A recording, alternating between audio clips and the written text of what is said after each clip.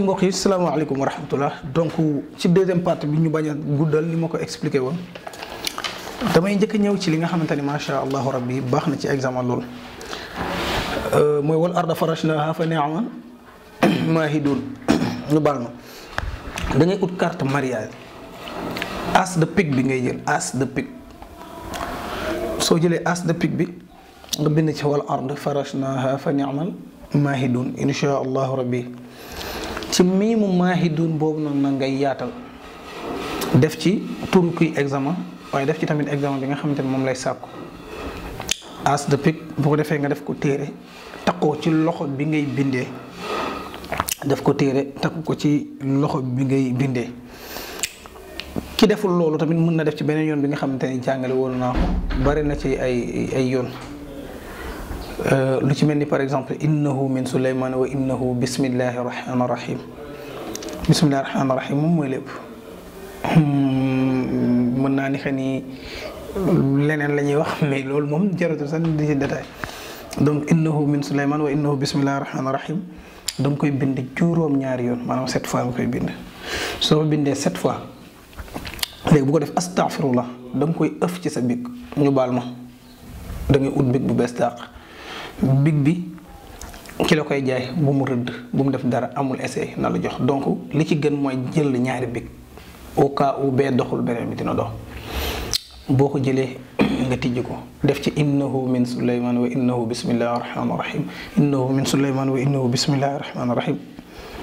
nga def ko juróom-ñaari yoon ëf ko ci big bi tëj bul abale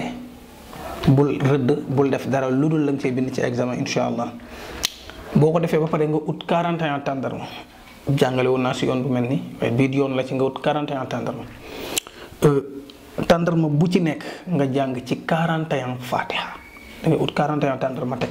nga jël benn tàndarma nga jàng ci fatiha 41 fois teg jëlaat fatiha 41 fois teg ba 41 tàndarma yi jeex durant ngay nekk ci examen bi big bee ngay bindee waaye li ngay nekk ci examen bi del lekk ci tàndarma bi moment bi ngay def épreuve del faral di lekk yaa xam nombre boo ci lekk baax na mais defal la tuuba 41 yi jeex ci période examen bi insha allahu rabbi ci kattanu sunu borom bu ko yàlla nangu bu yàlla nangu ku am da nga am ku amul da nga am insha allahu rabbi waaye nag la may wax saa su ne ci kaw nga jàng ba pare def li nga war a def yépp lii pour ñan la pour ñi nga xam ne dañoo jàng def li ñu war a def yépp ci examen bi ba pare pour war a dem nag uti bañ sunu borom tegal leen ay gàllankoor ak yu ni mel ñaan pour loolu la mais par exemple benn vieux Ndiaye xamul sax nu muy bindee turam ñëw toog ba heure bu ko neex ni moom dafay def innahu min suleyman wa innahu bismillahi rahmani rahim ci bi jël tàndarma lekk dem ni moom day dem examen ji kooku non seulement du am mais soo moytul dina ci am mbugalub sunu borom parce que yabaate la ñu baal ma ci gàddu bi juste pour ñaax sama mbokk ndaw yi waaye ñaax également ñi nga xam te ni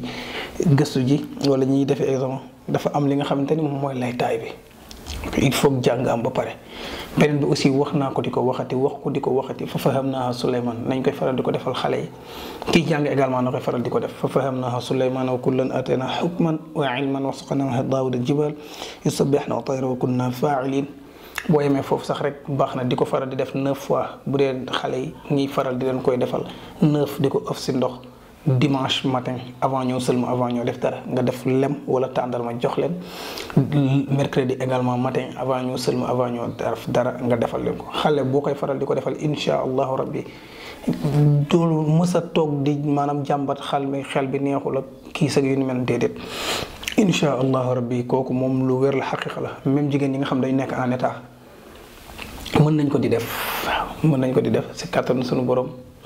mën na leen dimbali ba la ñu nekk ci seen biir insha allahu rabbi bu génnee sunu borom mën na neexal xelam bu baax a baax a baax a baax a baax voilà ma ñëw ci càngat bi ma leen doon expliquer ni càngat boo xamante ni dina neex xam naa faaleen yi ak mbengeen yi ak jangeen yi càngat bi nag alqaariatu ngay bind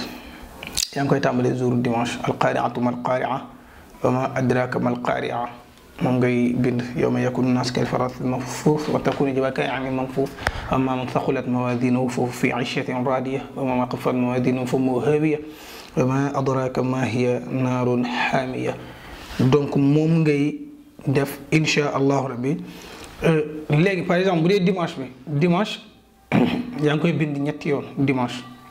chaque jour da nga koy bindaat mais ca lim bi nga bindoon démb da nga ciy dolli ñaar comme par exemple dimanche ñetti yoon nga koy bind 3 lundi nga bind ko 5 fois mardi nga bind ko 7 fois mercredi nga bind ko 9 fois jeudi nga bind ko 11 fois vendredi nga bind ko 13 fois samedi nga bind ko 15 fois loolu ngay am ci alqaari'atu alqaari'a nga ut nag ginaar séq soo tee ginaar insha allahu rabbi nga toggee ko saafara si soo ko toggee saafara si doo ci def lu dul soble ak xorom amul li yeneen ñam yi ci nekk ak yooyu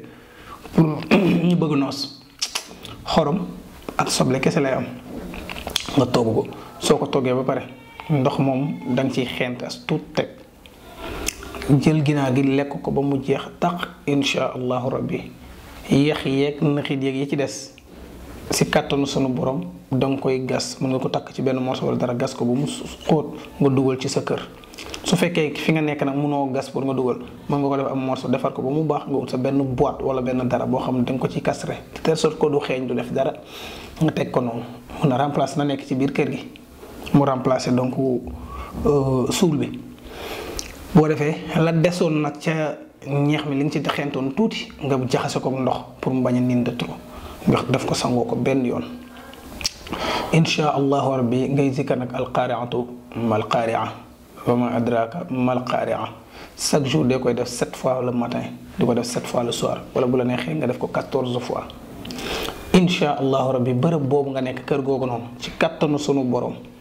waxuma yow de mais ku fa teg tànkam sax insha allahu rabbi dootoo ko gis muy am problème dépense ku fay faral di fa nekk di lekk ci ñam yeeg jaayee ko ci kër ga feebar mën naa jafe ci moom lool insha allahu rabbi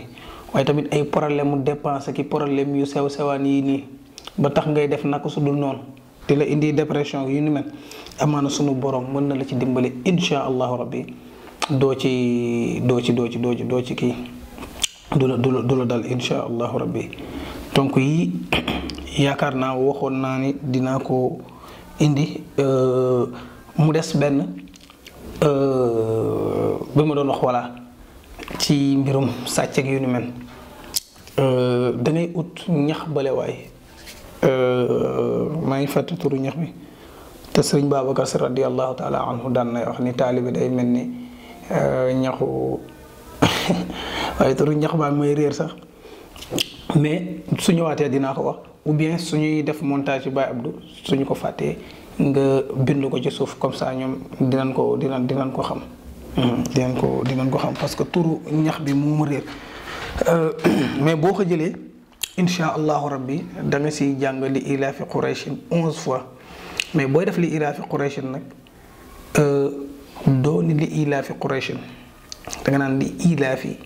ilaafihim li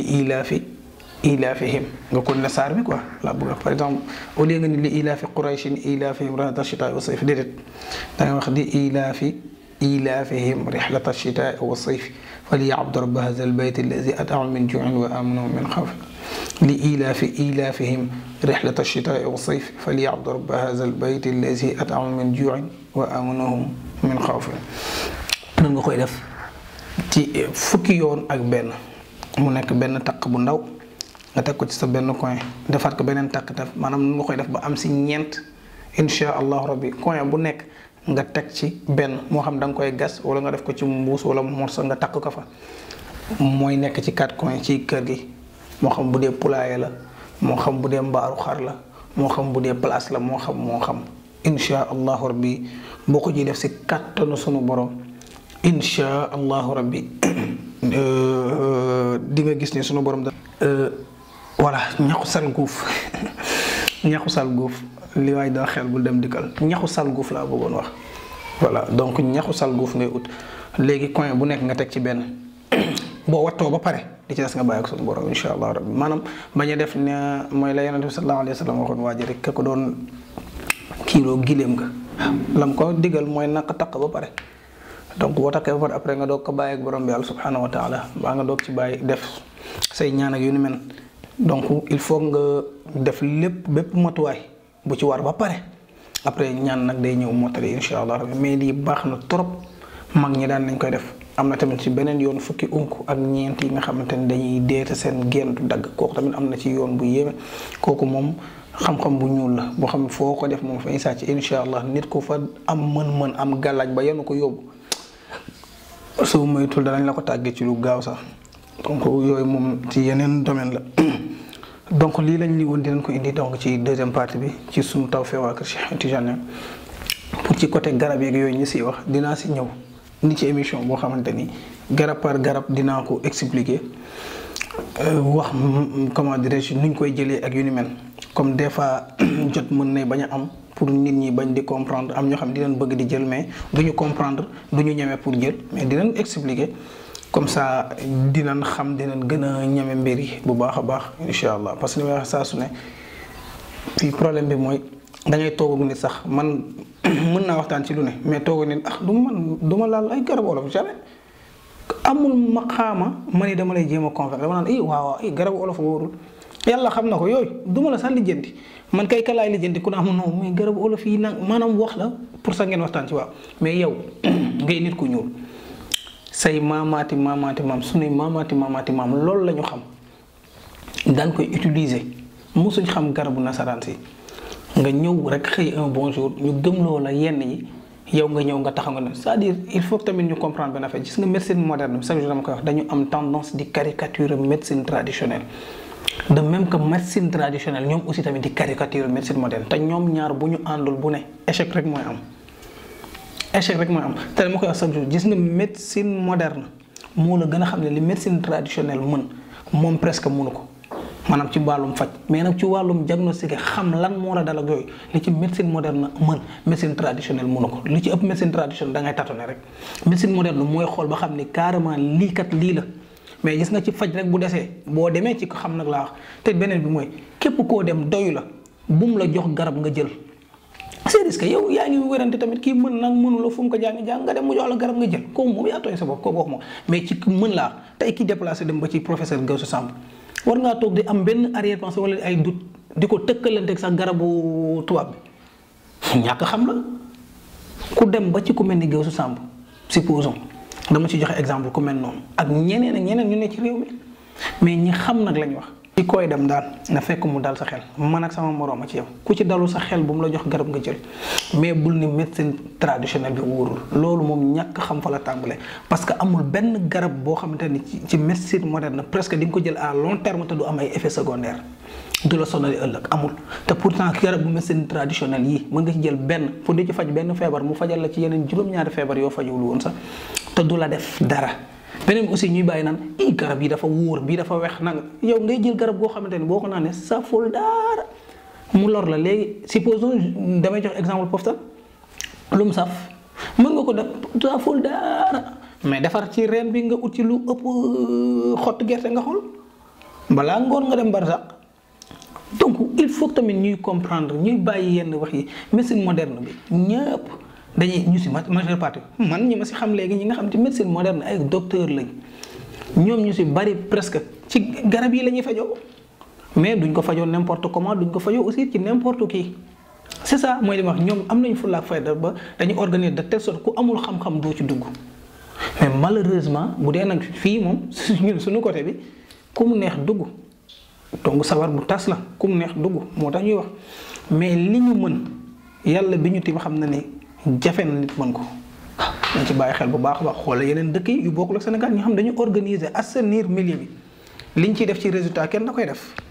mais nag il faut tamit aussi li ma wax assainissement am état tamit def ci loxo mais bon malheureusement mi ngi noonu donc lu ci mën a am rek ñun li ñuy ñaan saa su ne ngeen ñu koy ñaanal mooy di ñu ñaanal képp koo xamante ni da nga am tawat te nar ta faju yàlla boo ñu xam yàlla boo ñu dégg bay jël suñu numéro di contacter waaye képp koo xamante ni juum nga sax ba contacter ñu amuñu xamuñu mënuñu waaye as tuut gi nekk ci góor gi noonu laa koy tuddee mu dénk ñu ko ñu koy dawal yàlla na ci sunu borom def barkeem ba loo ci jël lu mu tuuti bu amee la cay lor sunu borom seppi sànni waaye bu amee as toq lu ciy faj sunu borom fulandi ko ba nga ni yéex naa koo jël te alhamdulilah dafa mel ni cin bu naree neex bu baxee xeej parce que ñu ngi ciy gis ay retours yu ni mel donc sunu tawfeex la waa kër Cheikh Ahmed Tidiane Niang autant pour moi seen doom seen rakk seen mbokk xarit ni ma koy waxee saa su ne professeur bu matul professeur moo tax ma ciy def guillemets yi saa su ne yan ma ñan di leen joxaat dig daje ci beneen émission beneen jotaay salaamaaleykum wa rahmatullahi taala wa barakaatu. salli rabbi sallu ala nabi ahmad salli rabbi sallu ala nabi ahmad salli rabbi sallu ala nabi ahmad nañu muñ bay mi feeru tay duñu fàtte salli rabbi sallu ala nabi ahmad góor gi randuwul